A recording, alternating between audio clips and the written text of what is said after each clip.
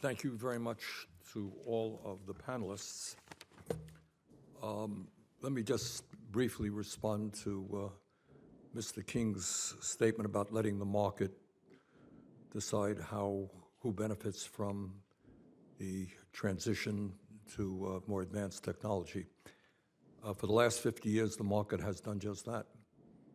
And the result has been there has been a $50 trillion transfer of wealth from the bottom 90% to the top 1%. So after those 50 years, there are millions of workers today who are worse off. Well, we have more income and wealth inequality than we've ever had in the history of the country. So I am not quite in favor of letting the market decide. All right, let me begin the questioning. We're going to be a little bit, not to offend Senator Cassidy, a little bit liberal here in terms of the time, because we only have a few members here and it's an important subject. I wanted to start off with President Fain. And I don't want to talk about statistics. We've heard a lot of statistics. You have been with the union for over 3 decades. No doubt, as president, you've met thousands of workers, you've met thousands of retirees. Tell the American people what it's like to work on a factory floor. In some cases, I mean, by the way, I learned this recently. There are people today in America who are working 7 days a week, 12 hours a day. Unbelievable.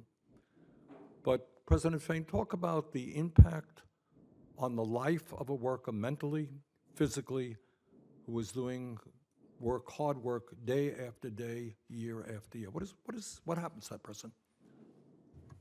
Thank you. So, I find irony in some of the statements I just listened to, but the typical life of a factory worker, I mean, and this is union or not, and it's actually worse for non-union workers because they have less rules that govern their workplace.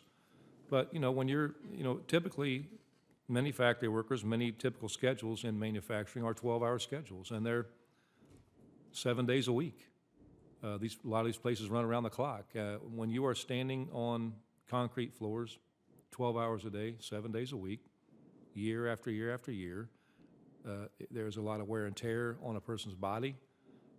As I say, people when they age, they end up, in their older working years, end up getting knee replacements, hip replacements, shoulder surgeries.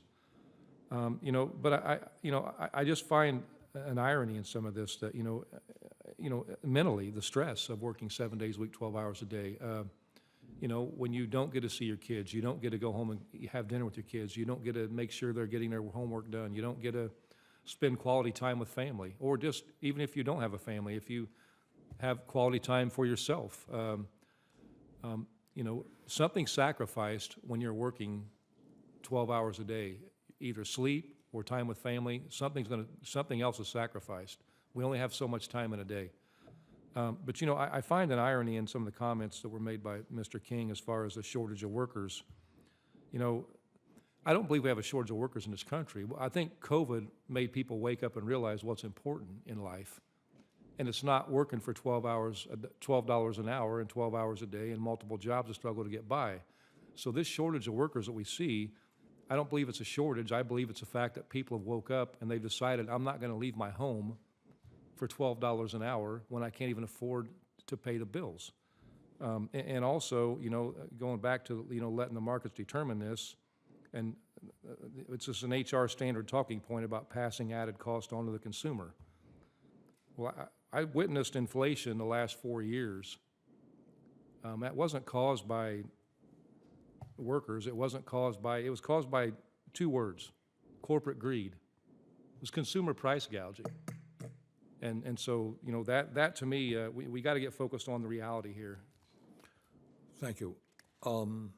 Dr. Shaw, we are the wealthiest country in the history of the world, and yet we have people who are stressed out. We have a crisis in mental health, a lot of factors for that, and yet we are working longer hours, as I understand it, than the people of any other wealthy nation. How does that happen? Well, I think a lot of the reason for the long hours in this country have to do with the kinds of things that we've been talking here today, and the fact that the American worker has not had enough power in the market to reduce hours. But there are other aspects as well. One of the things we know from economic studies is that when inequality increases, so do working hours. And so the rise in inequality in the United States, which you referred to earlier, is one of the primary causes of longer working hours in the United States. Okay. Mr. Leland, from your perspective, this discussion is not just theoretical. You have implemented it. Talk a little bit about the impact that it's had, the transition to a 4-day work week in your company, the impact that it's had on the workers there.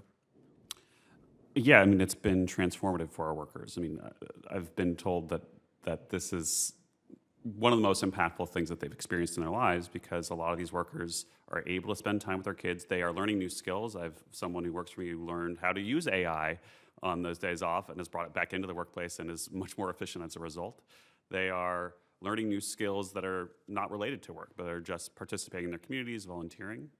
We talk about increased productivity. Are workers more focused when they come back after 3 days off? Yes. Yeah, so workers are much more focused, that they are better rested, they are dedicated to the task at hand in a different way, and teams stay together longer. The cohesiveness of the organization is much more robust on a 4-day work because you aren't burning people out, you aren't churning through them, you aren't having to deal with turnover costs. We'll talk about turnover. I mean, one of the great costs to businesses is a lot of turnover and having to train new workers.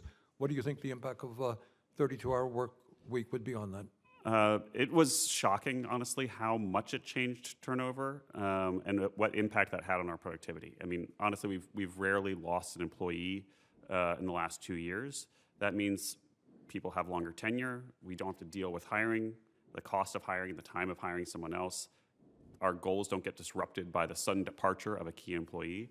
I think a 32-hour work week, people want to work. The notion that, I don't know, Americans are lazy, that some people seem to have, is, I think, inaccurate. People want to work, but they want to work in a way that is balanced with the rest of their lives. And they will stay in those jobs longer if the job is balanced with the rest of their lives. Good. Thanks very much.